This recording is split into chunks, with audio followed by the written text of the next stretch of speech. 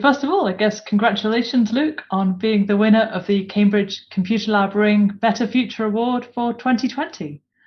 Thank you so much. Very exciting. How did you first get involved with Africa's Voices?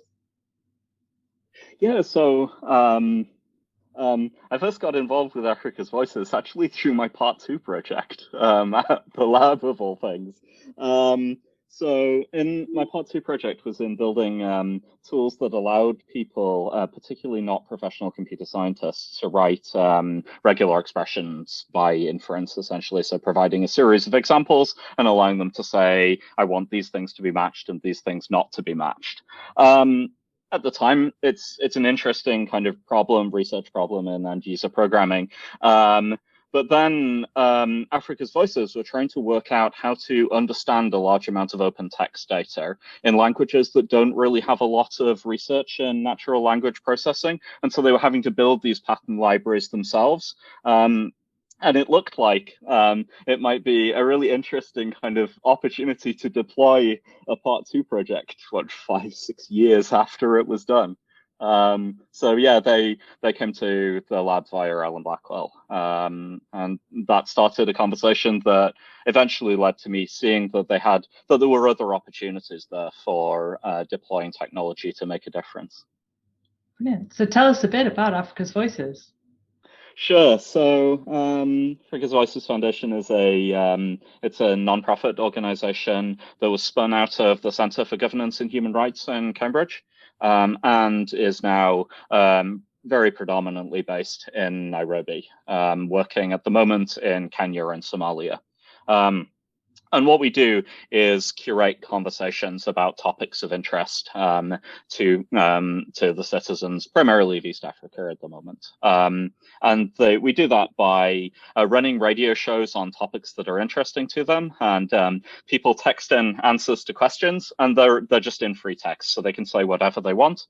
And we take those responses, and we understand what it is, the themes of concern, the topics, the way in which they're being talked about, what's being said, and we take that back both to run further radio shows to maintain an ongoing conversation over a period of time about issues that matter, and we also take it to other actors who can use that understanding to do things in the world, so policymakers, governments, UN actors, that kind of group.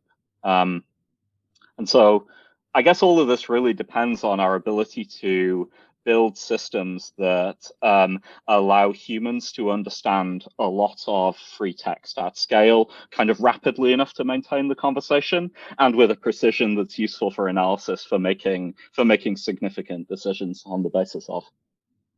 Oh, so are there any particular computer science challenges that are worth mentioning that you've been involved with there? Yeah, sure. So there's a lot of them, ranging from all the way from questions such as how is an appropriate use of artificial intelligence and natural language deployed in a context that is very different from the context in which those technologies were originally developed, and how do we make sure that that deployment of the technology is appropriate and useful. So that's kind of one challenge. There's a challenge of how do you build, as I was saying, kind of systems that support building human understanding at scale rather than building statistical understanding.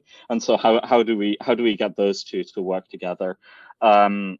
Through to there are very pragmatic problems like Africa's Voices is a relatively small organization handling sometimes very sensitive data, and how do we ensure a practical security and privacy protection around that data as we have these difficult conversations. And are there particular benefits of collaborating between computer science research and a nonprofit like this? It's quite an unusual relationship, I think. Yeah, I think it's more unusual than it should be, to be honest. I think there's what it provided was a great way of contextualizing the research. So within traditional kind of research logics, it's not obvious, for example, that we wouldn't be able to apply an off-the-shelf LLP techniques to solve the problems that we're looking at. But once we take this into a context and really apply it in that context, we see that a number of the questions shift, essentially. So it's a question of how can we take the understanding that is within the computer science research and apply it in ways that really make a difference. And I think that's in many ways changed the questions that we're asking. So it turns out that, for example, inferring regular expressions from examples wasn't the right answer.